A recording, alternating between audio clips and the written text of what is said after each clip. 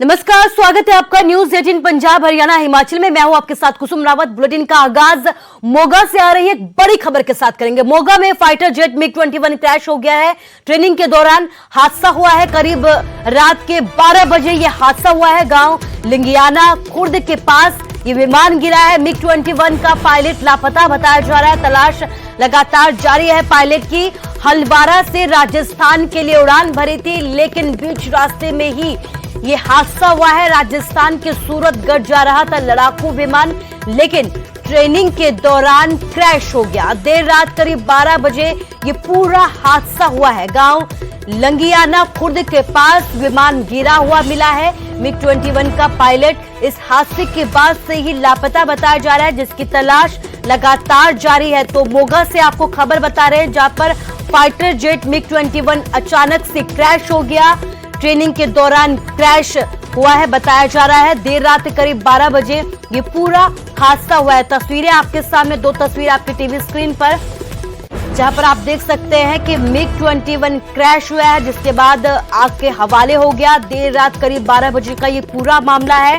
गांव लंगियाना खुर्द के पास विमान गिरा क्रैश होने के बाद, लेकिन इस हादसे के बाद MiG-21 का पायलट भी लापता बताया जा रहा है, जिसकी तलाश लगातार जारी है। हलवारा के राजस्थान से उड़ान भरी थी। राजस्थान के सूरतगढ़ जा रहा था ये लड़ाकू विमान, लेकिन बीच रास्ते में ही MiG-21 क्रैश हो गया।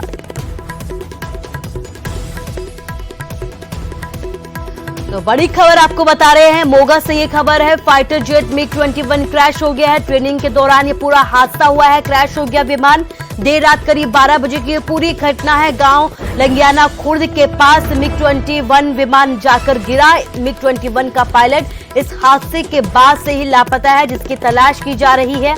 हलवारा के राजस्थान के लिए उड़ान भरी थी। राजस्थान के सूरतगढ़ जाना था लड़ाकू विमान को, लेकिन बीच रास्ते में मोगा में ही फाइटर जेट MiG-21 अचानक से हादसे का शिकार हो गया। दीपक सिंगला हमारे संवाददाता लाइव जुड़ गए हैं। दीपक, क्या कुछ अपडेट, क्या कुछ जानकारी आपके पास? क्या जो पायलट है उनका किसी तरीके का कोई पता चल पाया है? देखिए कुसुम, ये जो घटना है देर रात की घटना है कि जब ये MiG-21 है, फाइटर प्लेन है, फाइटर जेट है, जो यहाँ पे मोगा के गांव लंगियाना खुर्द में आप देख सकते हैं कि मेरे पीछे तस्वीर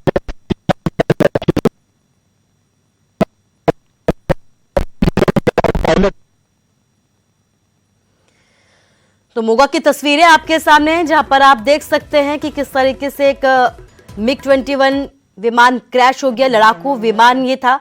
ट्रेनिंग के दौरान ये पूरा हादसा हुआ है। देर रात करीब 12 बजे की पूरी घटना बताई जा रही है। गांव लंगियाना खुर्द के पास ये पूरा हादसा हुआ है। पायलट इस हादसे के बाद से ही लापता है। तलाश लगातार जारी है। दीपक सिंगला हमारे साथ जुड़े हुए हैं। दीपक, आपसे ये जानना चाहूंगी कि क्या पता चल पाया है कि पायलट अभी कहां है और क्या कुछ वजह बताई जा रही है इस पूरे हादसे की? कुसुम, अभी वजह जो है साफ नहीं हो पा रही, क्योंकि देर रात की जो ये घटना है, हम उसी स्थान पे खड़े हैं। आप देख सकते हैं कि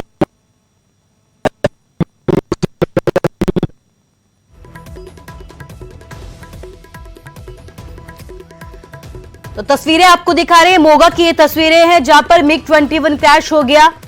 ट्रेनिंग के दौरान ये पूरा हादसा हुआ है। देर रात की घटना बताई जा रही है। गांव लंगियाना खुर्द के पास विमान क्रैश होने के बाद गिर गया। MiG-21 का पायलट इस हादसे के बाद से ही अचानक से लापता बताया जा रहा है। विमान के क्रैश होने के बाद से ही पायलट लापता है। तलाश लगातार जारी है।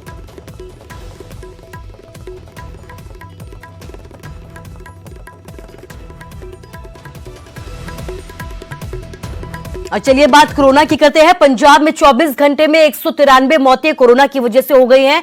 पंजाब में 24 घंटे में 5,566 नए मरीज भी सामने आए हैं। लुधियाना में सबसे ज्यादा 26 मौतें भी हैं। एक दिन में 8,736 मरीजों ने कोरोना को मात भी दिया है, यानी कि 8,736 मरीज कोरोना से अब ठीक हो चुके हैं। तो पंजाब का हाल आपको बता रहे हैं, जहां पर आंकड़ों में कमी भले ही देखी गई हो, लेकिन मौत के आंकड़ों में फिलहाल कमी होती भी नजर नहीं आ रही है। 24 घंटे में 193 मौतें हो गई है। 5,566 नए केस भी दर्ज किए हैं। लेकिन बड़ी बात यह है कि बड़ी ही तेजी के साथ लोग कोरोना को मात भी दे रहे हैं। आप देख सकते हैं कि 5,566 नए केस सामने आए हैं तो 8,736 लोगों ने कोरोना को मात भी दी है।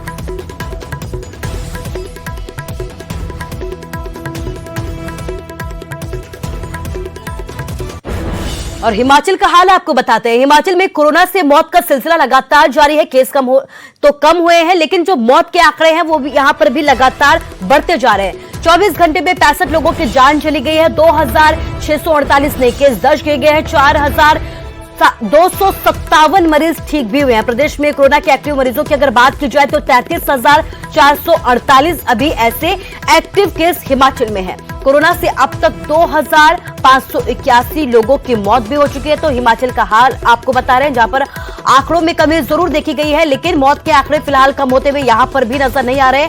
65 लोगों की मौत हो गई है पिछले 24 घंटे में कोरोना की वजह से।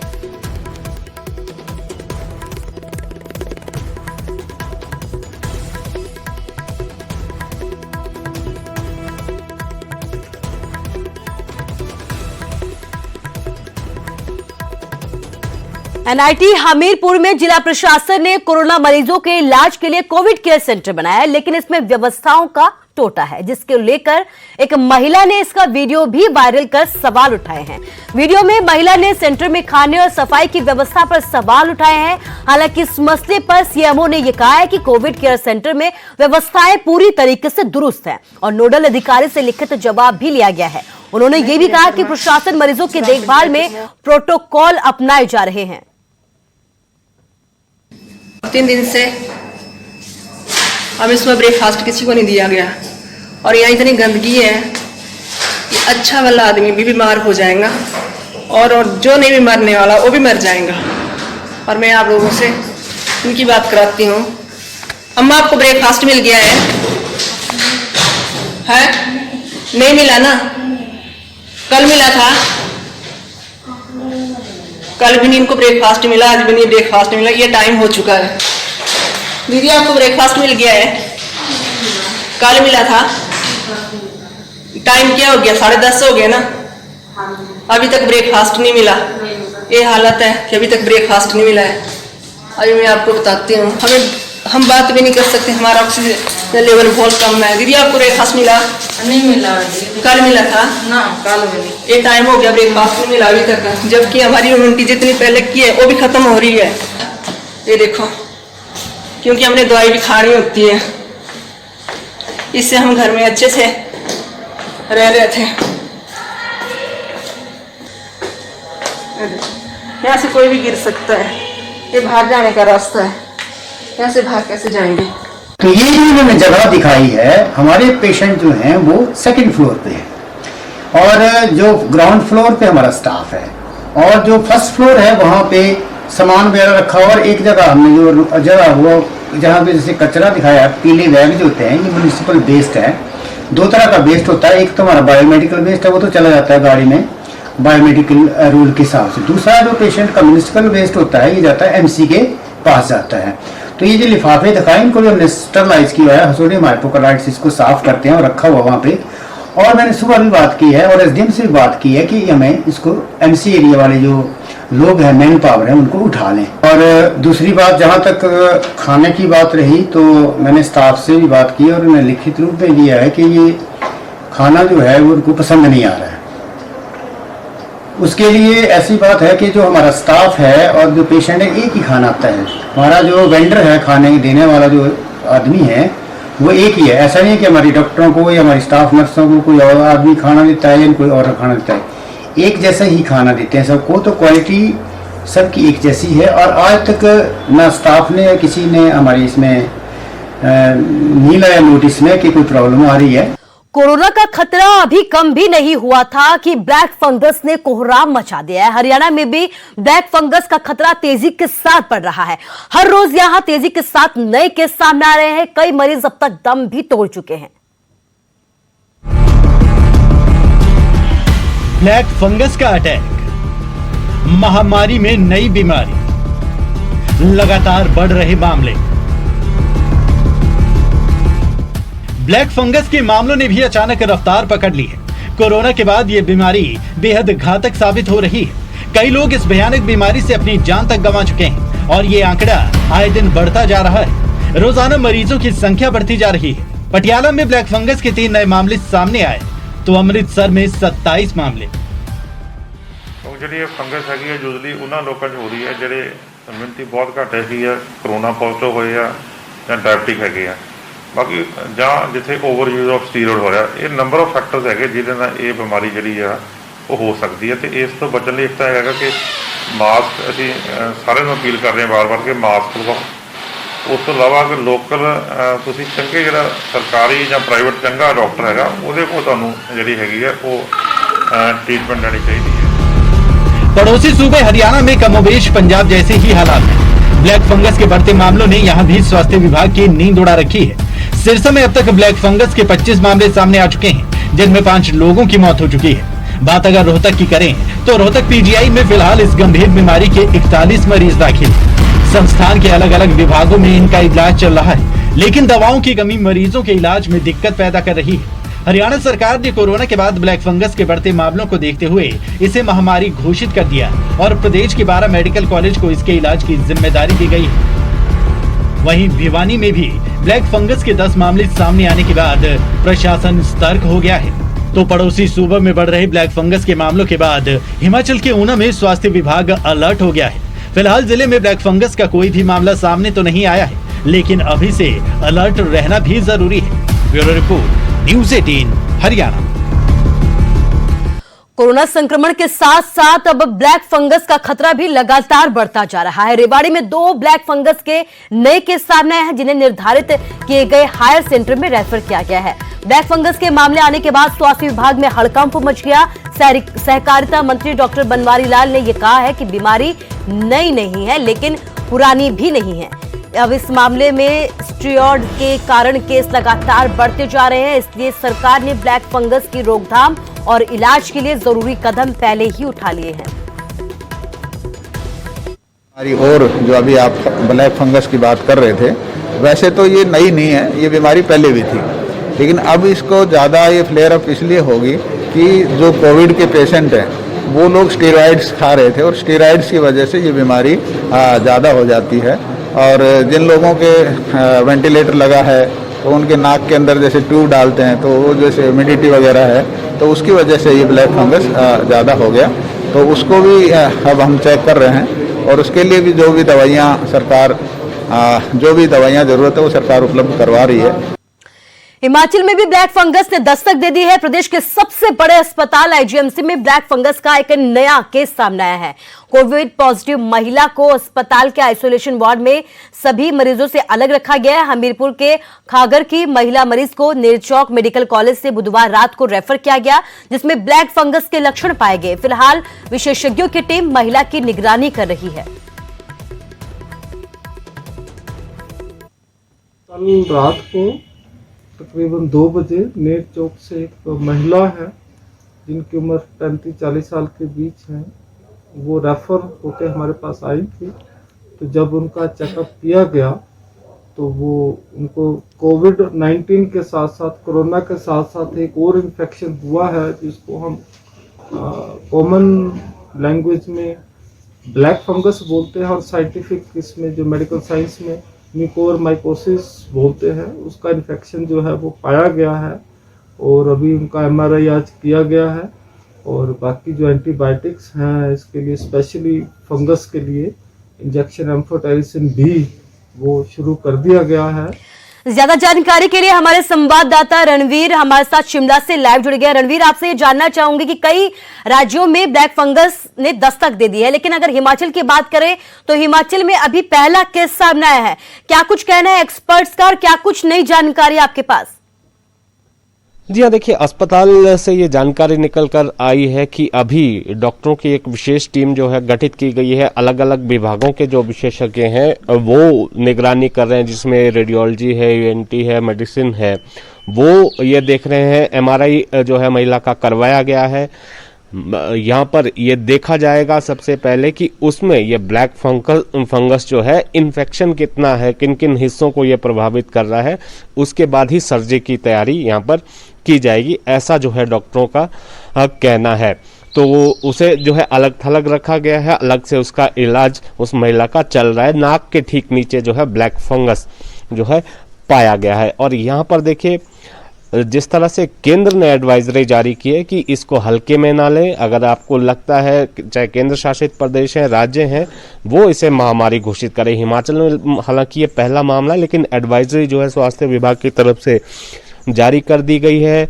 जो इससे संबंधित जो दवाएं होती हैं फंगस से निपटने के लिए, उसके भंडारण के निर्देश जो है दिए गए हैं। सभी जिलों के जो सीएमओ को अलर्ट किया गया है, अस्पतालों को भी दिशा निर्देश जो है जारी किए गए हैं। हालांकि ये पहला मामला जरूर है, लेकिन एहतियात बरतने के लिए यहाँ पर कहा गया है और ऐसे मरीजों की पहचान करने के लिए कहा गया है। जैसे कि इसके लक्षणों की बात करें तो ये जाहिर सी बात है कि अगर थोड़ा सा इसको समअप करें, जिनकी इम्यूनिटी जो है स्ट्रॉन्ग नहीं है, जैसे कोरोना के पेशेंट है जिनकी प्रतिरोधक क्षमता जो है ज़्यादा नहीं है, जो अलग अलग बीमारियों से जूझ रहे हैं, उन पर यह अटैक जो है ज़्यादा करता है। तो इस स्थिति में अलर्ट जो है हिमाचल में जारी किया गया है। जो पर्याप्त जो दवाइयाँ हैं उनके भंडारण के निर्देश जो है दिए गए हैं। जी कुसुम। जी रणबीर, इस तमाम जानकारी के लिए आपका शुक्रिया। तो एहतियात बरतने के निर्देश जारी कर दिए गए हैं क्योंकि हिमाचल में पहला केस सामने आया है और यही वजह है कि अब जिला प्रशासन अलर्ट हो गया है, स्वास्थ्य विभाग भी अलर्ट हो गया है।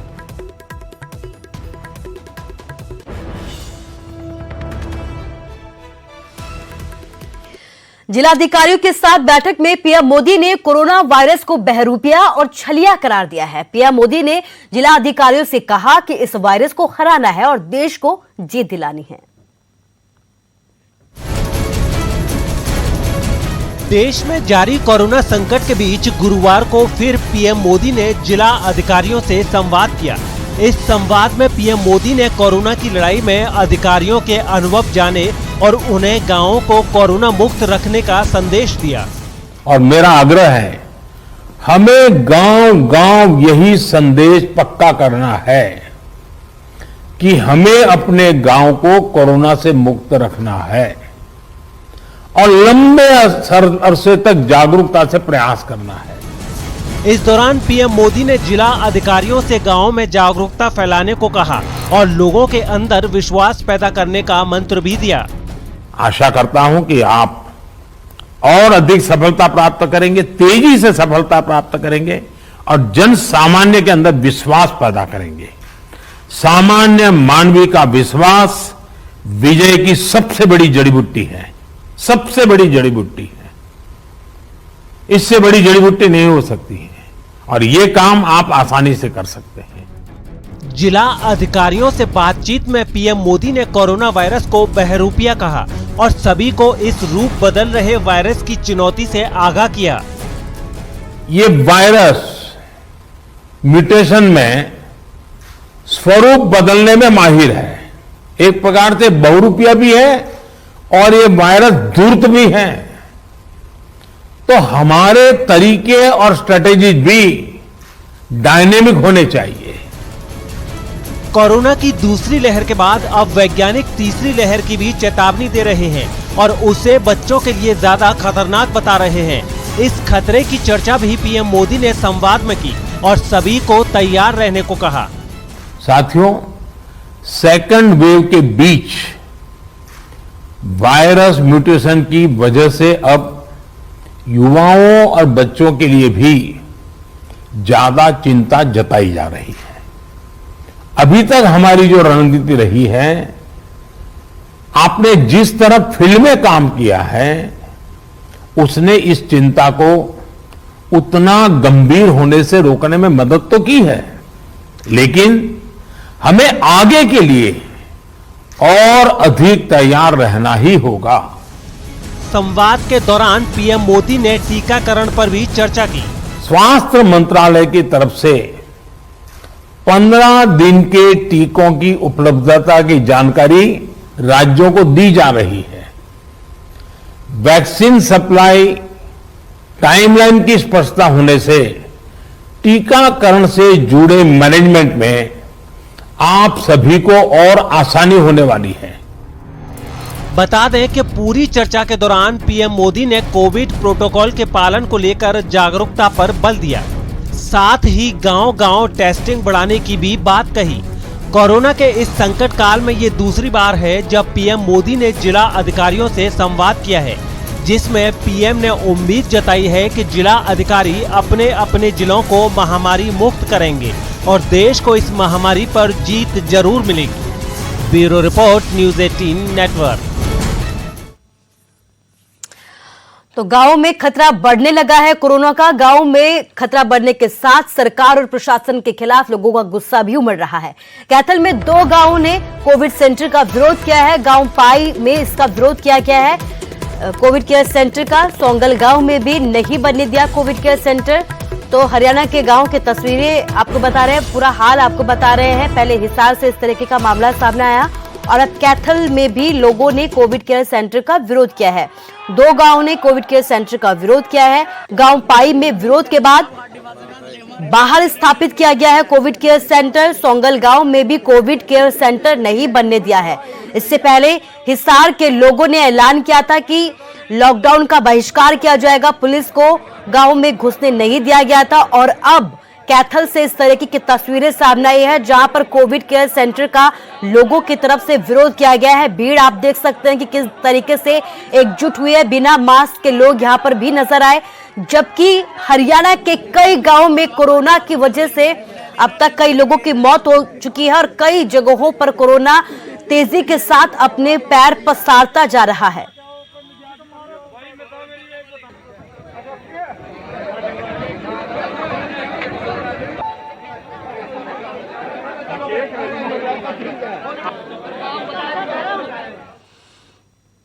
चलिए आगे बढ़ते हैं। कोविड-19 महामारी ने परस्पर निर्भरता की भावना को सुदृढ़ किया है, जिससे कि पूरा देश इस विपत्ति का एकजुट होकर मुकाबला कर सके। वैक्सीनेशन लगातार जारी है, लेकिन इसके साथ ही जरूरत है कि हम सभी अपना सर्वश्रेष्ठ योगदान दें, जिससे हम एक साथ इस वायरस को हराने की तरफ अपने कदमों को आगे बढ़ा सके। नेटवर्क 18 इस मुहिम में हर कदम पर आपके साथ खड़ा रहेगा। जब तक सभी सुरक्षित नहीं होते, तब तक कोई भी सुरक्षित नहीं होगा। इसी सोच के आधार पर हमारे कैंपेन संजीवनी का लक्ष्य यह सुनिश्चित करना है कि वैक्सीन पाना सभी भारतीयों का अधिकार है।